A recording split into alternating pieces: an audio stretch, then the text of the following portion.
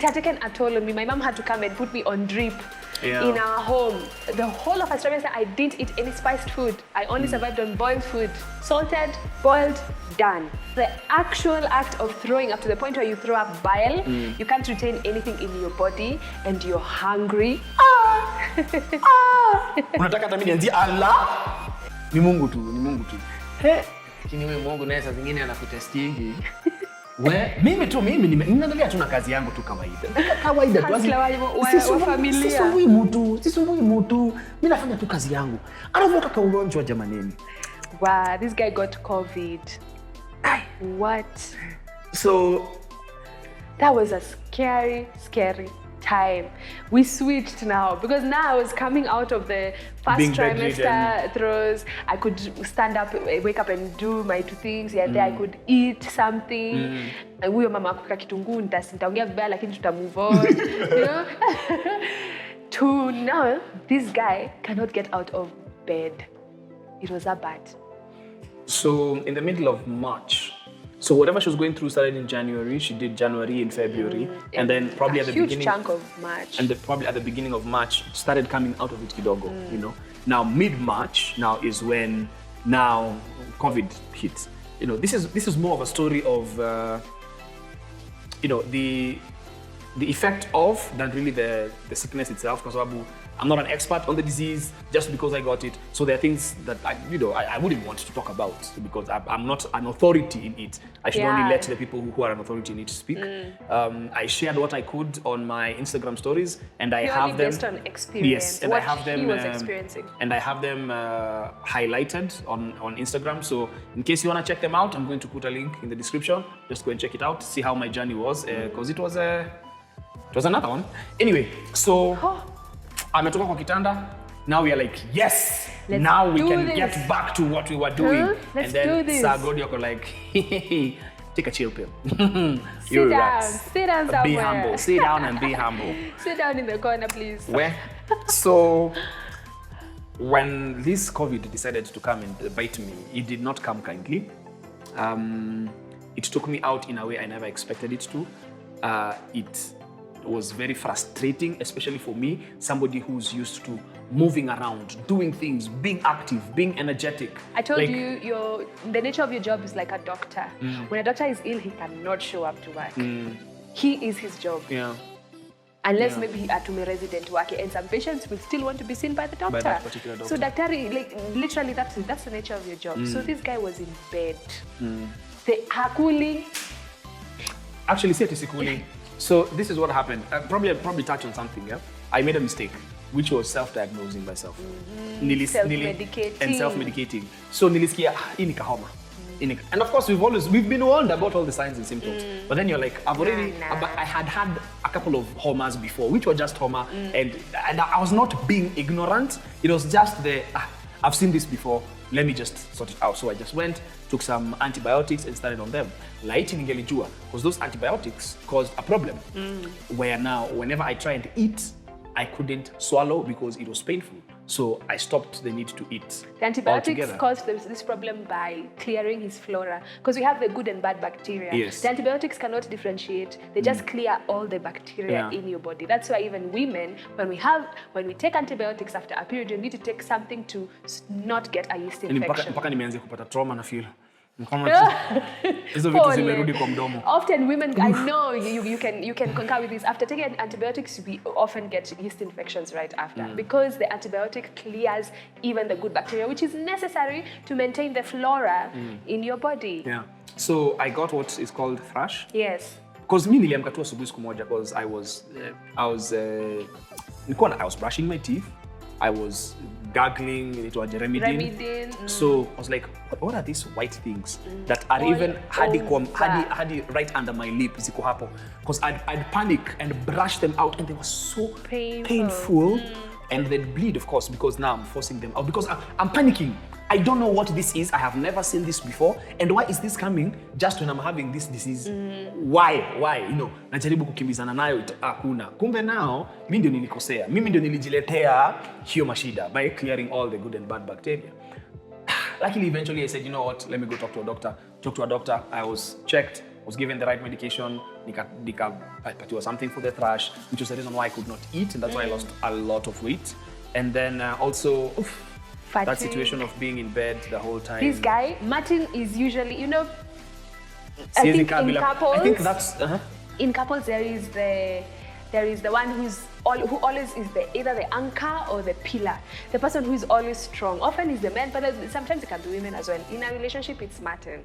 He either has a very good poker face, when we are in crisis, you can't really tell this guy is panicking, or this guy is giving up, or this guy is stressed, or he doesn't really show that a lot. I've never seen this guy give up. This guy gave up during COVID. Literally. I didn't really give up. I couldn't do anything. You gave up. You gave up. You were so desperate. Because you were in a desperate situation. And I remember telling you, that's why it's very, for a sick person who is constantly in bed, is not able to do things for themselves. For instance, you couldn't even shower because huwezi simama kwa shower. It was that bad. Inabidi ashawe akiwa ameketi chini because he didn't have strength to do the basic things, that you wake up, shower, brush your teeth, go about your business, go do that, and the other, it affects you mentally. Then he's a guy who is a breadwinner of the home and he's in bed. Incapacitated. I'm not the breadwinner, I'm the breadwinner. I should not be in bed. Incapacitated. This guy, man. You gave up. There's a point you were so desperate and down, I couldn't recognize you. It was an out of choice. It was an out of choice. Of course, probably I was too tired to put on my poker face. But I remember there was this one night where I thought, by the way, because this is what I did. I don't even know what I planned to do with that. I felt, by the way, this is it. I took my phone, ingia kwa notes, and I wrote a list of the people who owe me money. Really? You didn't tell me that. No, you see, that's the thing. I don't know. I didn't know. No, I've just remembered it now. I was like, so in case, those things that you say in your dying breath. My goodness. You say, by the way, this is the list of the money that is supposed to come. So that at least you leave your people with it. Because it was a substantial amount of money. The money is not the issue. The issue is it had gotten to that point. Mama, where I was on the floor. I know. I was on the floor looking for breath. I know. On the floor. Yeah, me, I was seeing it. I was like, This is it. Of course, I was fighting. Even as you say, Ati, I was in despair. I was fighting. Because you see, this is one of the moments that made me have to fight.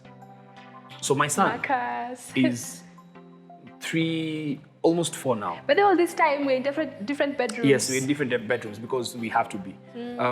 So my son is almost 4, and he's beginning to just, understand a couple of things here and there about life, and he's very emotionally aware. That's one of the things I'm like, this he's boy, emotionally intelligent. He's very emotionally intelligent, and every time, say when food was being brought to me, to try and eat, he'd sneak in with whoever is bringing the food, whether it's my wife or the house help. And he did not understand why every time he'd step into the room, I'd kick him out. No, Marcus, go. Usiingie huku, don't come. And he'd even get scared when he's coming in because he wants to come in because he wants to see me. Hadi ananiletea pad ya PS, aniambia, Daddy, go kick the ball. The moment that actually broke my heart was when I came in with Marcus one day, and then he said, Mommy, I'm scared. He was scared to approach you. It had gotten to that point. That really broke my heart. Because, those are some of the things that we had to, and it is thanks to doing those things that he never contracted it, and you is just God's grace. It's God, because you are not avoiding me. Surely, will I just go there and stay in my bedroom and I can hear my husband in the other room? You can't breathe. Yeah, my friend, being alone, as in family is everything. Family is everything. That's what I'll say. Family is everything. Because I can imagine, not even imagine. I know of a friend who was giving me the same story. He read my stories on Instagram. He's like, whatever you're going through is exactly what I'm going through. But now, this is the difference. I am alone in my house. Goodness. There is food, but I can't even go and get it. Because I don't have the strength, I don't have the energy. I just can't. So, Marcus, anyway, back to the story. Marcus saw me. Every time he'd see me, I'd kick him out. Because nile sikuwa nikimkick out na uzuri, nile na ubaya. So that aende, asianzie kucheka hapo hivyo. So there's this day,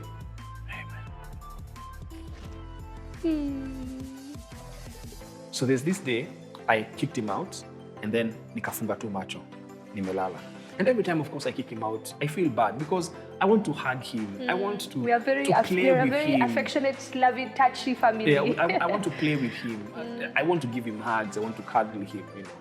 But I can't, so I kick him out. And then nikafunga too much with me. I just felt somebody on top of me, on top of my head, hugging me, crying, saying, Daddy, I love you. Oh my God. Daddy, I love you. I cried like a baby for 2 minutes, saying, I love you too. I cried like a baby. Unajua wanaume tukilia unalianga kila kitu ya 3 years kwa sababu the next time utalia ni 15 years from there. You idiot, I'm having a moment here. I'm actually tearing up. Si ndio najaribu kukurudisha. I'm trying to bring you back. Bringing in some funniness. But you kweli mwanaume akilia analia. So vitu zangu zote zenye zimehappen kutoka tukutane. Jumara ya mwisho nilia tuko tumekutana. All the pain and anguish you have caused me probably within all that time. Nilia yote at the same time. Chua nikaisha. So imetoka. Wewe nimekurudisha mara kama 15 huko sawa. Wewe yako kadogo hivi unatoa. Oh my God. I married an idiot. So men, cry all of them at once. You're done. Anyway. Really?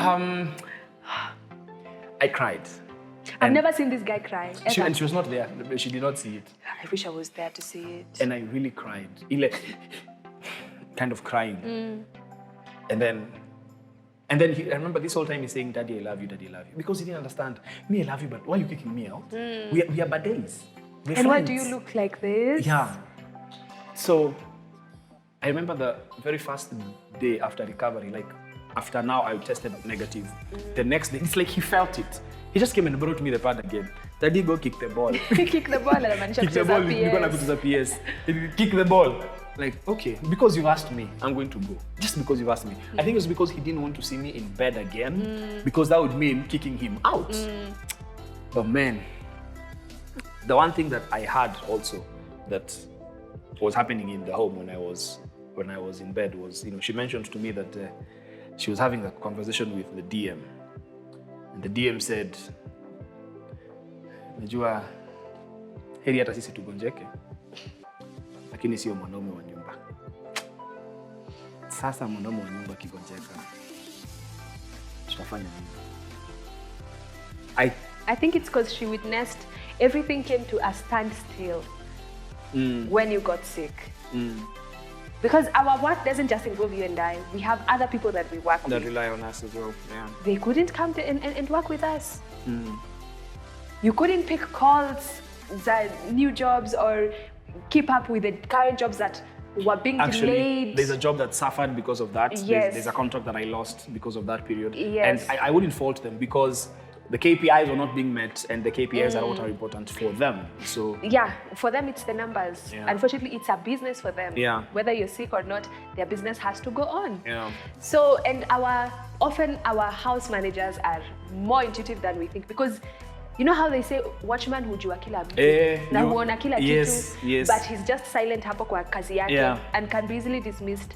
It can be almost the same thing with the house manager. You think they don't see it? You think they don't notice things? Hata fights zenu wanajuanga, wanaonanga, lakini dinanya tu wamejifunza kujipea shughuli. Yeah. So it may seem like like they don't usually know what's going on, but actually they know. So immediately when this guy got sick, I noticed a change and a shift in what was happening in our house.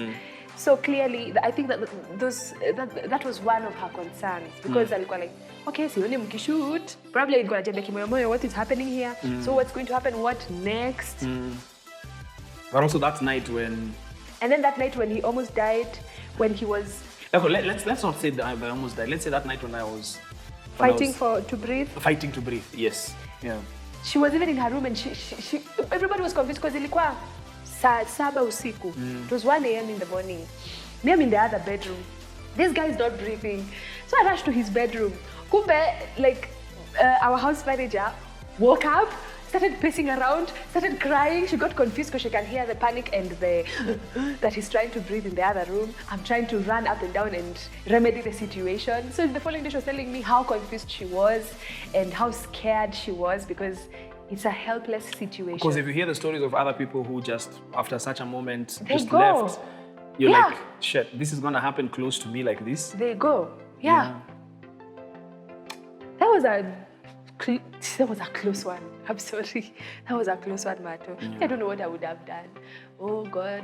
You see, that is why Musema, there are some decisions that I made when I was slightly younger, and then there are decisions I made now when we met, where I insisted and said that kama kuna kitu lazima nikuwe sure of me, just in case anything happens to me, at least you're protected for a period of time.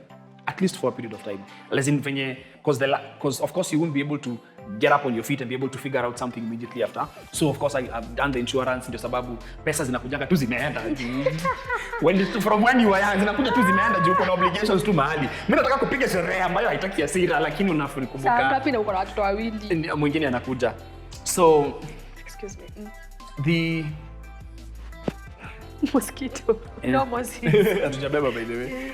So the fact that, especially that point where she felt, or the DM felt, heri tu sisi ndio tugonjeke, lakini sio mzee wa nyumba. Hey, that really got me thinking, man. Like, you know your responsibility in your home because you're doing it. And then when you're not able to do it, you're like, we? Kuna mtu pia mwenye, hata haufikiria anafaa kuwa anafikiria vitu kama hizo. Ana feel the loss already of, you know, you not being there. Sasa na bibi yako naye anasikia aje? Aki yenye mpaka mtoto wangu akasikia, yani mpaka anaona guy daddy yake, aki just come back to us daddy. Yeah. Man. Yeah, I would go to bed and just say, oh Lord, please God, just help us to get through this day. Let us just get through this day.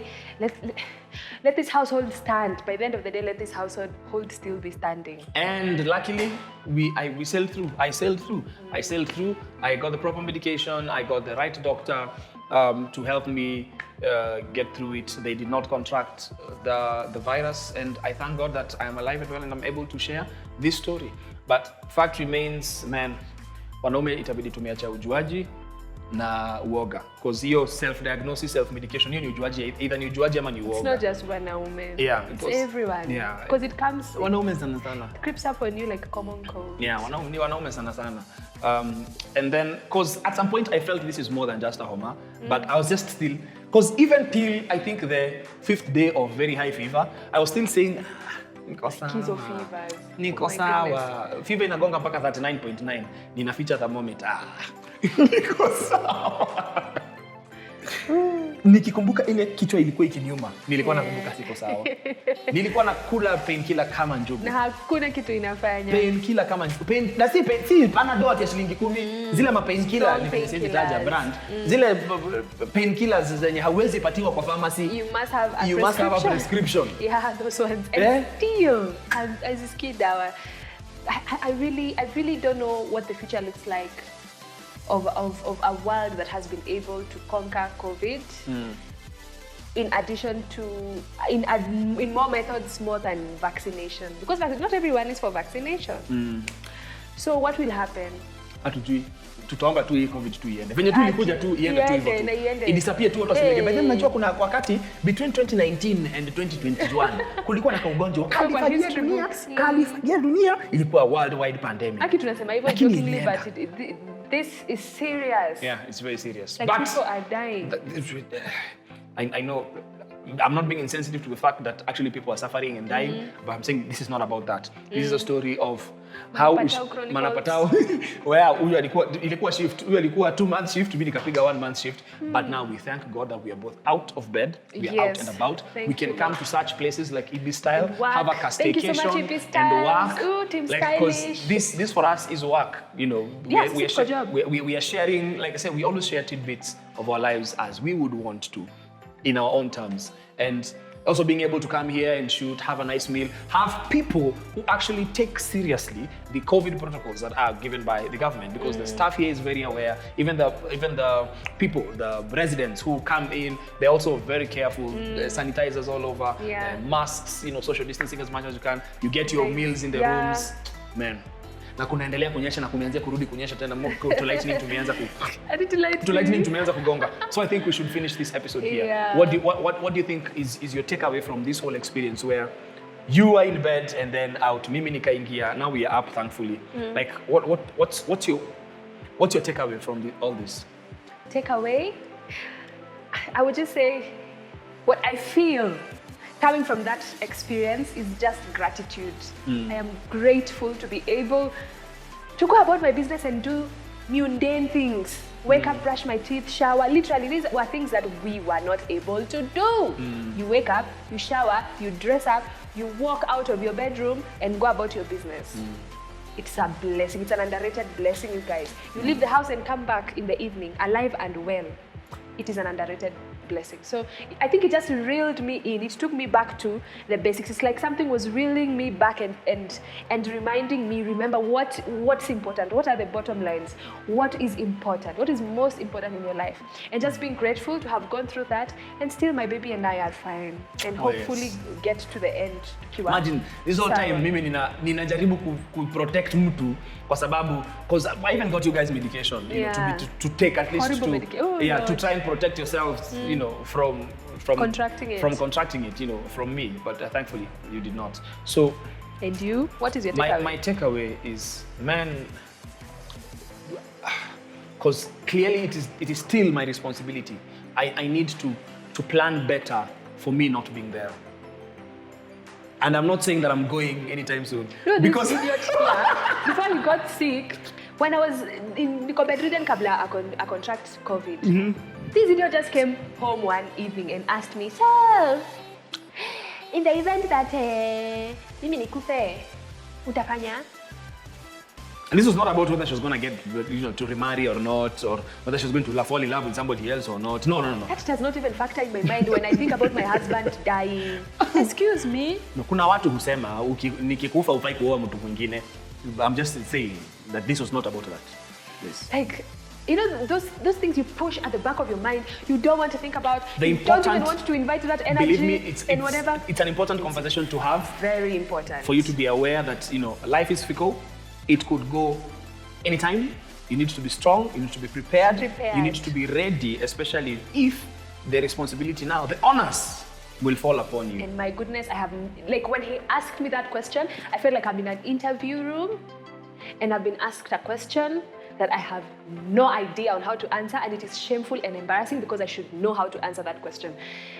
I felt so, and I've never felt so unprepared in my life before. I am 30 years old. And I still don't have a plan for in the event where I'm the only surviving parent to our children. But you never... That hit home, Mato. You never... Zile odudu za mvua, uspani. Hizi zinakuriagwa, ni chakula. Wewe ndio chakula, haikukuli. Ni yeye ndio chakula, si wewe. Wewe ni chakula yangu. Wewe ni chakula yangu. Yeah. That really, it punched me in my gut. And I was... like, okay. But you see, now that's what I'm saying. I don't want to hear what he's asking. Yeah. But you see, that's what I'm saying, Mama. It's my responsibility to ensure that, not necessarily that I have the plan, but we have at least the plan of, in case wewe uende, mimi hata mimi nitakuaje.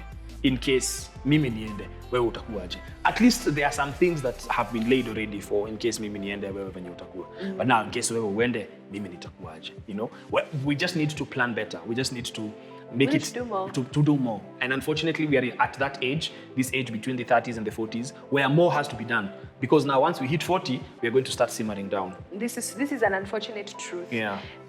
And also about thinking about our children. What does their future look like with one of us or both of us not around? We need to plan for that as well. Because it's not, sometimes it's both of us who can go. What happens next? This is true. We need to have a plan in place where they are prepared and are covered, and also to eliminate any sort of nonsense that could arise because maybe the two siblings are fighting for nonsense. I don't know. Are you getting what I'm saying? Yeah. Like we have a lot of planning to do. But then there are some things you can't plan for because also now there are things we can't even have conversation with them about because we hajatoka bado. Marcus hizi hatuwezi cheketi chini eti tu have your conversation na elewa ni nini. But in 10 years when I'm 40. No, definitely. In 10 years when I'm 40, this child will be 10. Marcus will be a teenager. 14, yeah. Almost 15. There are things they should be July, August.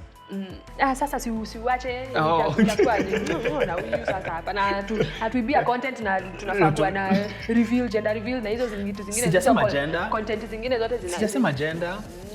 Hata sijasema date. Aya sawa nimewacha. Wacha tumalizie episode hapa hivi. Tumalizie. We might end up doing another episode just here. Thank you very much for joining us again. Thank you. Hopefully we'll be, back home in the next episode or somewhere else. Again, but Team Stylish EB Styles. thank you very much. Thank you so much. This was very nice. Thank you for the space. It's sad to see this space just being used like this, but we have to fight this thing together. We have to fight it together if we are to defeat it, so that we can come back to this space and enjoy it as it should be. Thank you very much for joining us on MaNaPaTau Chronicles. Till the next one. Simkai Poa.